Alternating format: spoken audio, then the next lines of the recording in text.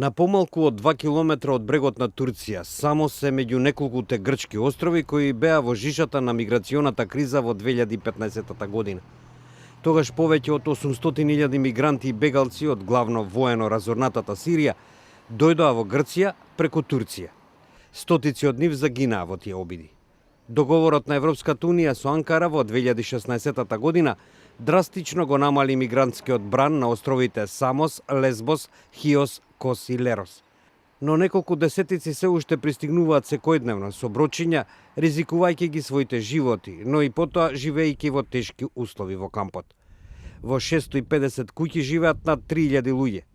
Јоанис Калтакис, локален адвокат, вели дека владата ќе плати за својот неуспех да ги чува границите на парламентарните избори што ќе се одржат на 7 јули.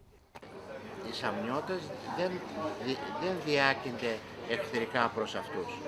Εχθρικά θα πω διάκυνται προς την κυβέρνηση και αυτό θα πληρώσει η κυβέρνηση που δεν μπόρεσε να φυλάξει καλύτερα τα σύνορα με αποτέλεσμα να περάσουν όλοι αυτοί οι άνθρωποι απέναντι. Јоргос Станцос во јуни беше избран за градоначалник на изборната единица во која живее половина од жителите на Самос. Тој вели дека тие се многу разочарани од владата во Атина, но и во Европската унија. Пензионерот Манолис пак вели дека не само мигрантите ќе бидат главен критериум за изборите. Όλα θα παίξουν, όχι μόνο το μεταναστευτικό, όλα τα πράγματα θα παίξουν. Και το μεταναστευτικό και η οικονομική πολιτική την οποία έχει ασκήσει η κυβέρνηση τον τελευταίο καιρό, γιατί αυτοί δεν είναι κομμουνιστές, είναι γυαλαντζοί κομμουνιστές. На изборите за Европскиот парламент во мај на Самос победи конзервативната партија Нова демократија пред левичарската Сириза на премиерот Алексис Ципрас.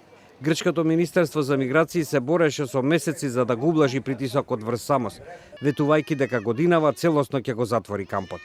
Релокацијата на повеќе од 5000 бегалци лани исто така не ја подобри ситуацијата, со оглед на тоа што и натаму доаѓаат нови мигранти и бегалци.